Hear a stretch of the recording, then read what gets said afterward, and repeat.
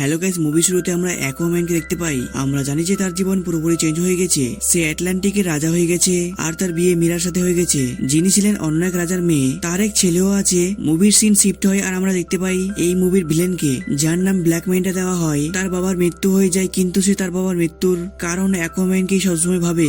এই জন্য ব্ল্যাক ম্যান্টা এখনো অ্যাকুয়াম্যানের উপর প্রতিশোধ নেওয়ার সিদ্ধান্ত করে তাকে মারার জন্য সে একটি স্যুটও বানাচ্ছিল। তার এই স্যুটটা তৈরি হওয়ার পর সে অ্যাকুয়াম্যানের সাথে যুদ্ধ করবে। এরপর আমরা ডক্টরকে দেখতে পাই, যিনি সায়েন্টিস্টও ছিলেন, যা সমুদ্রের নিচের রহস্যগুলি সহজেই খুঁজে বের করে। আর সে এখন আটলান্টিক মহাসাগরের উপর রিসার্চ করছিল। তিনি খোঁজ করছিলেন অ্যাকুয়াম্যানের রহস্যময় রাজ্যটিকে।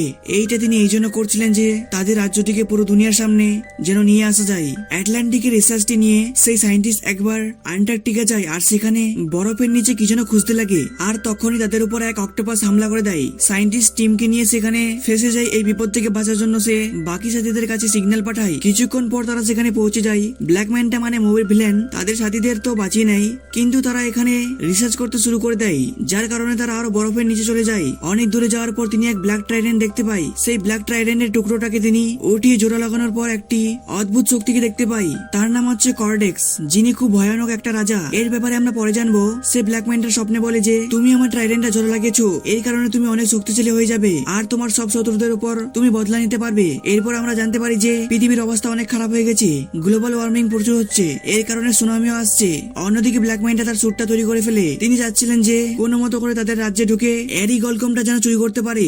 এরি গলকম আটলান্টিক কিংডমের একটি পেট্রোলের মতো কাজ করে, এর অনেক উপকারিতা আছে। এরপর ব্ল্যাক ম্যান্টা অরি গলকম পাওয়ার জন্য আটলান্টিকের মধ্যে ঢুকে পড়ে আর সেখানে ঢোকা মাত্র একে অপরের মধ্যে যুদ্ধ চলে যায়। এরপর মীরা যুদ্ধ থামানোর জন্য ব্ল্যাক ম্যান্টার পাশে যায়, কিন্তু তিনি যে নতুন পাওয়ারফুল স্যুটটা পাওয়ার পর অনেক শক্তিশালী হয়ে পড়ে। এই জন্য সে মীরার উপর হামলা করে দেয়। ব্ল্যাক ম্যান্টা তাকে আরেকবার মারার জন্য আসে। তাকে সে কিছু করতো তার আগে সেখানে অ্যাকুয়াম্যান চলে আসে আর তার দুশ্মন ব্ল্যাক ম্যান্টার সাথে লড়াই করতে লাগে। লড়াই চলাকালীন ব্ল্যাক ম্যান্টাকে সিগন্যাল দেওয়া হয় যে তার টিম অ্যালগোরিদম খুঁজে নিয়েছে, এর মানে হচ্ছে সে এখান থেকে যেতে পারে। এই জন্য সে যুদ্ধ ছেড়ে চলে যায়। অন্যদিকে অ্যাকুয়াম্যানের ওয়াইফ, যার নাম হচ্ছে মীরা, তার পুরো শরীর খুব খারাপ হয়ে যায়। এরপর তাদের কাছে অ্যাকুয়াম্যানের মা আসে আর তাকে বলে যে এই বিষয়টা ভাবার যে ব্ল্যাক ম্যান্টা এখানে আটলান্টিকের অ্যালগোরিদম চুরি করতে এসেছিল, তাহলে বড় কিছু বিপদ হবে। এইসব কথা শুনে সে তার মাকে বলে যে এই বিষয়টার জন্য আমার ভাইয়ের হেল্প লাগবে, কারণ হচ্ছে যে তার ভাই এছাড়া সে আটলান্টিকের গোটা রাজ্যের সম্পর্কে ভালো রকম জানে। এইসব শুনে তার মা বলে যে তার ছেলে তো অন্য এক রাজ্যে বন্দী হয়ে আছে, সেখান থেকে কেমনি করে আসবে সে তার মাকে বলে যে সে তার ভাইকে সেখান থেকে ছাড়িয়ে নিয়ে আসবে। এরপর সে ফিশারম্যানের জেলে চলে যায় আর তাড়াতাড়ি করে তার ভাইকে খুঁজে নিয়ে সেখান থেকে পালিয়ে নিয়ে চলে আসে। কিন্তু তখনই সেখানকার গার্ড তাদেরকে ঘিরে নেয় আর তারা কোনো মতো করে পালিয়ে আসে। অরমের অবস্থা খুব খারাপ হয়ে গিয়েছিল, তাকে সেখানে ভালো মতো খেতে দিত না, এই জন্য তার পুরো শরীরটা শুকিয়ে গিয়েছিল। এরপর যখনই সে জলের স্পর্শে আসে তার পুরো শরীরটা শক্তিশালী হয়ে ওঠে আর তার কাছে আগের মতো পাওয়ার চলে আসে আর সে এক এক করে সবাইকে মারতে লাগে। এরপর তারা সেখান থেকে চলে যায় আর রাস্তায় আস্তে আস্তে তারা একে অপরের জীবন কেমন চলছে তা নিয়ে আলোচনা করতে লাগে। অর্থে বলে যে আমাকে তার এই রাজার কাজটা ভালো লাগছে না। এই শুনে তার ভাই হতাশ হয়ে যায়। সে তাকে বলে যে রাজার গদ্দির জন্য আমি যোগ্য ছিলাম, আমি ছোট থেকে চেষ্টা করছি, কিন্তু সেই গদ্দি তোকে দিয়ে দেওয়া হয়েছে।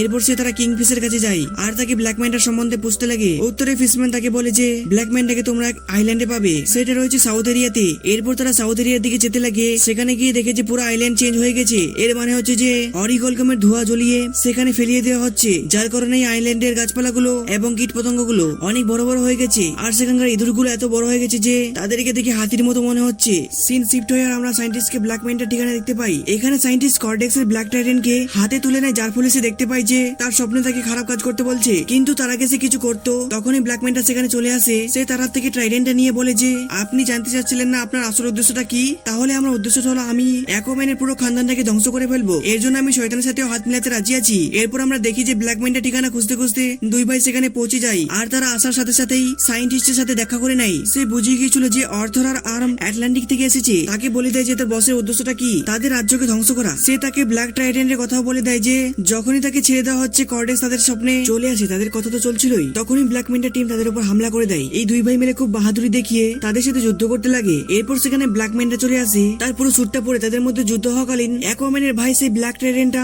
হাতে তুলে নেয়, যার কারণে কর্ডেক্সের ভয়ানক স্বপ্ন দেখতে পায়। কিছুক্ষণের জন্য তার যুদ্ধ থেকে ধ্যান সরে যায়, যার ফায়দা উঠিয়ে ব্ল্যাক ম্যান্টা তার উপর হামলা করে দেয়। সে তাকে উল্টে না মারতে পেরে খুব আহত হয়ে যায়। ব্ল্যাক ম্যান্টা তাদের সাথে এমন ভাবে লড়াই করে যে সে তাদের উপর ভারী পড়ছিল। এইসব থেকে বোঝা যাচ্ছে যে তারা প্রায় মৃত। তখনই তাদের বাঁচানোর জন্য মীরার বাবা চলে আসে, তাদেরকে সেখান থেকে বার করে নিয়ে চলে আসে এক সেফ জায়গায়। অরম তাদেরকে ব্ল্যাক ট্রাইডেন্ট এর ব্যাপারে সবকিছু বলে দেয়। আটলান্টিকে যিনি খুঁজছিলেন তিনি হচ্ছেন অর্থরের বাবা, তার কাছে একটি শক্তিশালী ট্রাইডেন্ট ছিল। এখন তার ছেলে কিং অর্থরের কাছে আছে, কিন্তু কিং অর্থরের এক ভাইও ছিল, সে হচ্ছে কর্ডেক্স। এই ব্ল্যাক ট্রাইডেন্ট তিনি বানিয়েছিলেন। যেমন ভাবে অ্যাকুয়াম্যানের বাবা আটলান্টিকের রাজা ছিল, তেমনি কর্ডেক্সও এক আলাদা কিংডমের রাজা ছিল। সেটা পুরোপুরি ডার্ক কিংডম ছিল। সেখানে ভয়ানক ক্রিয়েচার গুলো থাকছিল।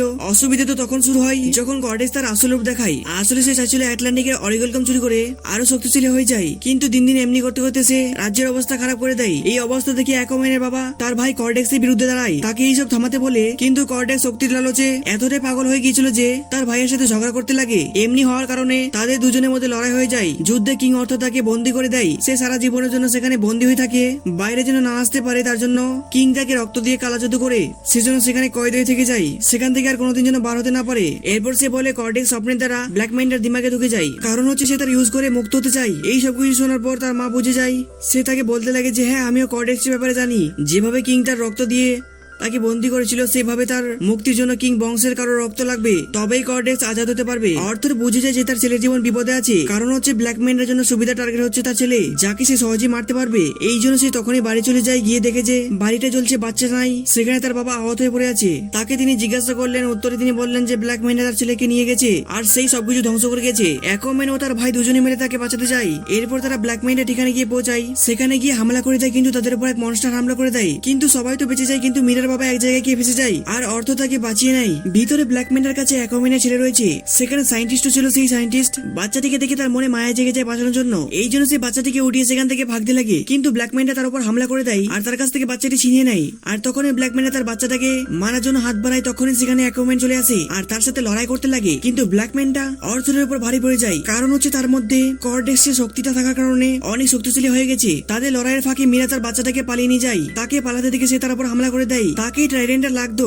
তার আগে অ্যাকুয়াম্যানের ভাই ট্রাইডেন্টটা ধরে নেয়। এইভাবে সে তাদের যান বাঁচাতে সফল হয়ে যায়। কিন্তু সে এটা করার কারণে কর্ডেক্স তার উপর হাবি হয়ে যায়। তাকে বলে তোমার ভাই তো তোমার রাজ্য ও সিংহাসন নিয়ে নিয়েছে, তুমি আমার শক্তি দিয়ে তাকে মেরে দাও। কর্ডেক্স তাকে এইভাবে উস্কাতে লাগে। কিছুক্ষণ এমনি করার ফলে কর্ডেক্সের শরীরে জান চলে আসে। ততক্ষণ অনেক দেরি হয়ে গিয়েছিল, কর্ডেক্স নিজেকে আজাদ করে ফেলেছিল আর তাকে সামনে দেখে তারই ট্রাইডেন্ট দিয়ে তাকে হামলা করে দেয়। কিন্তু কর্ডেক্স খুব সহজেই তার ব্ল্যাক ট্রাইডেন্টকে ধরে নেয়। কিন্তু সে কিছু করতো তার আগে অ্যাকুয়াম্যান তার ট্রাইডেন্টটা দিয়ে তার ট্রাইডেন্টটাকে টুকরো টুকরো করে দেয়। এরপর সেই জায়গাটা আস্তে আস্তে করে ভাঙতে লাগে আর তখন ব্ল্যাকম্যানটা মাটির নিচে ঢুকে যায়। তাকে বাঁচানোর জন্য সে হাত বাড়ায়, কিন্তু সে মরতে ভালোবাসবে, কিন্তু তার কাছে সে সাহায্য নেবে না। এই কারণে সে সেখানে মরে যায় আর তারা সেখান থেকে নিজে যান বাঁচিয়ে বাইরে বেরিয়ে আসে। আশা করি ভিডিওটি আপনাদের ভালো লাগবে। ভিডিওটি ভালো লাগলে অবশ্যই একটা লাইক করবে আর চ্যানেলটি সাবস্ক্রাইব করবে।